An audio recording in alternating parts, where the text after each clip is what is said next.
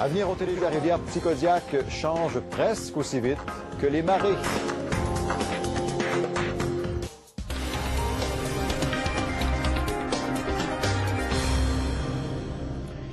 Au moment où le gouvernement Alward ne semble plus vraiment pressé d'achever la restauration de la Petit-Kodiak, la rivière, elle, semble prête à retrouver son cours d'origine. L'ouverture des vannes en avril dernier a déjà changé considérablement l'allure du bras de mer. En fait, des pans entiers de vases sont emportés par le courant et puis la vie revient. Jacques Giguère.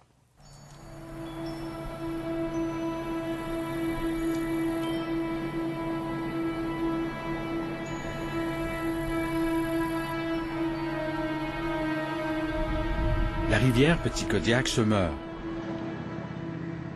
Un pont jeté construit dans les années 60 empêche l'eau de couler normalement vers la mer. Une main d'acier coupe la rivière en deux. Résultat, 90% de la rivière en aval du pont jeté a disparu, ensevelie sous des tonnes de vases. Autrefois, 50 ans passés, on aurait les deux pieds dans l'eau. Donc, tout l'événement du pont jeté, ça crée beaucoup d'accumulation de sédiments. On a perdu à peu près 800 mètres de largeur sur la rivière. Essentiellement, ce qui restait au début de l'été, c'est à peu près 10% de la largeur de la rivière dans le temps. Près de la ville de Moncton, la rivière étouffe. 5 espèces de poissons ont disparu, dont le majestueux saumon de l'Atlantique. Marco Morancy, des Sentinelles de la Petit-Kodiak, lutte pour sauver la rivière. Pour lui, la solution est simple. Il faut enlever le pont jeté le plus rapidement possible. Sinon, la rivière va complètement disparaître sous la vase.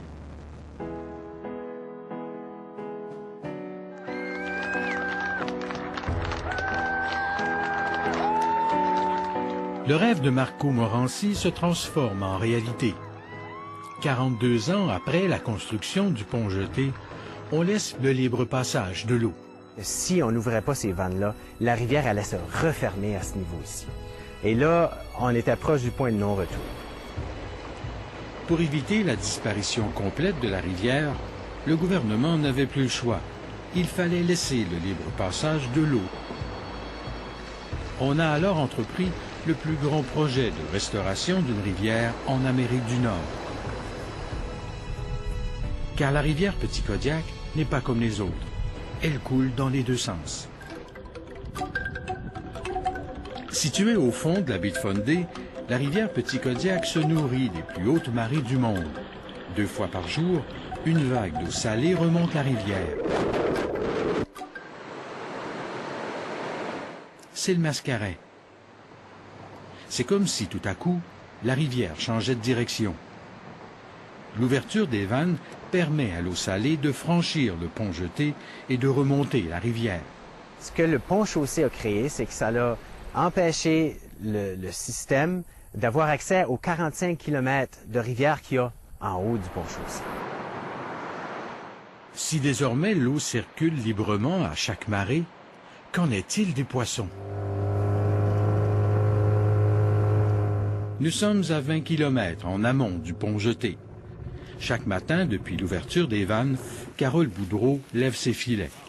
C'est plus pour avoir une base de qu'est-ce qui revient.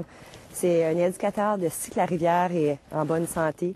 Après que les vannes ont été fermées pendant 40 ans, on veut voir les espèces migratoires.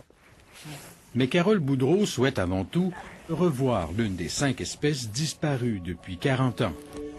Jadis abondant dans la rivière Petit-Kodiak, l'esturgeon noir, le poulamon atlantique, la lauze savoureuse, le bar rayé et le saumon de l'Atlantique ne sont jamais revenus. Mais ce matin, pas de chance. Le filet est vide. Tout un contraste avec cette journée du 26 mai 2010. Le Gasparo est de retour en grande force. On a en haut de 140 000 qui ont été comptés juste dans notre filet. Le filet, il ne bouge pas complètement la rivière. Le but de ce recherche-site, c'est pas d'avoir tous les nombres, mais avec un indicateur d'une partie. Donc, avec les quelques qu'on a pognés, on peut avoir une indication de comment grosse est la population qui revient dans la rivière. Jamais dans les 40 dernières années n'avait-on vu autant de Gasparo dans la Petit-Kodiak. Il y en avait tellement qu'ils ont attiré un visiteur inattendu. J'étais vraiment surpris. Il y avait un phoque qui s'est retrouvé. Donc lui, il a décollé de Fundy. Il a fait toute la petite Kodiak qui s'est retrouvé dans notre filet puis il a mangé un petit peu de notre Gasparou. Donc lui, il a sorti quand il y avait la bédaine pleine. Non, c'est ça. Mais la plus belle surprise viendra quelques jours plus tard. Il y avait un esturgeon d'à peu près 6 pieds qu'ils ont trouvé. Puis ça a quelques centaines de mètres d'ici du filet. Un esturgeon noir.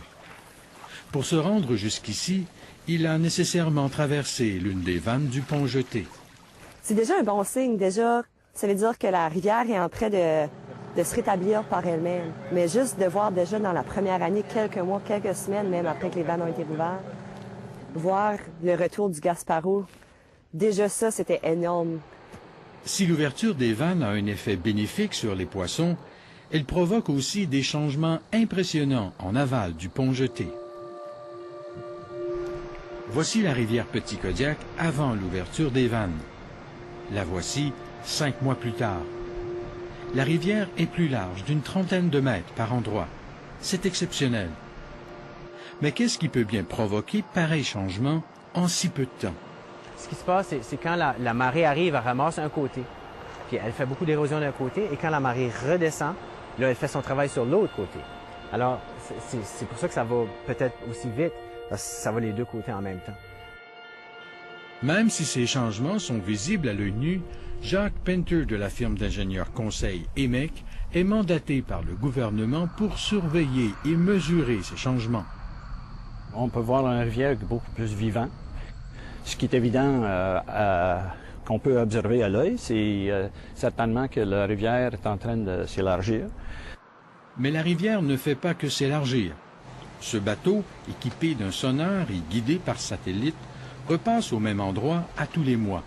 Il sonde les profondeurs de la rivière Petit Kodiak. On a fait notre sondage la dernière fois, là, juste à la pointe, là, on pouvait avoir du gros poisson. C'était droit à la pointe sur nos sonars.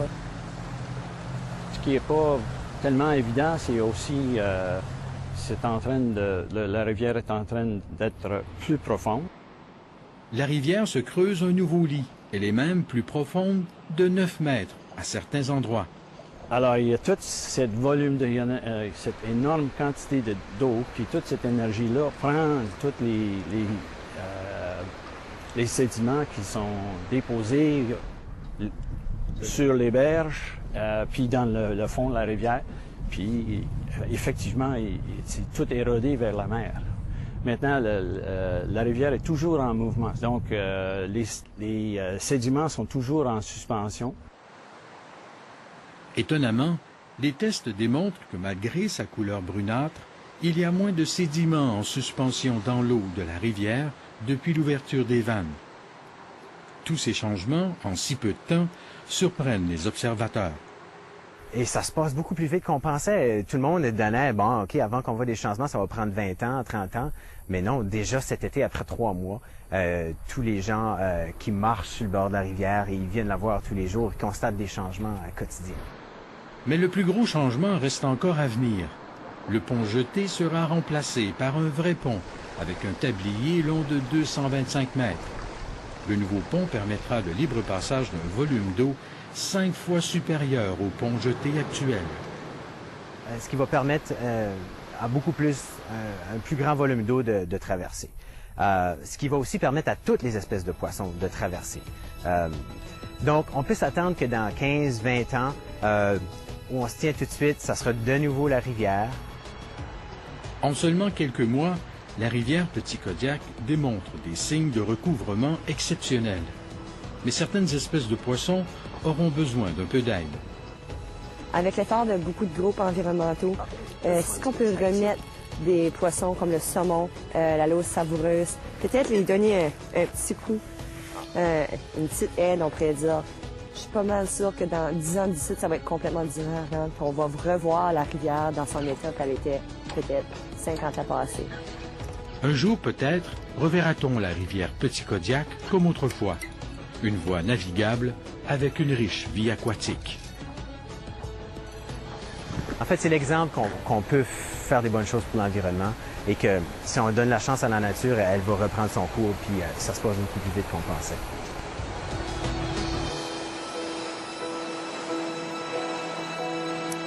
Alors, à noter que, comme prévu, les vannes seront refermées dès que la glace menacera la structure du pont jeté. Elles doivent être rouvertes au printemps avec, bien sûr, la fonte des glaces.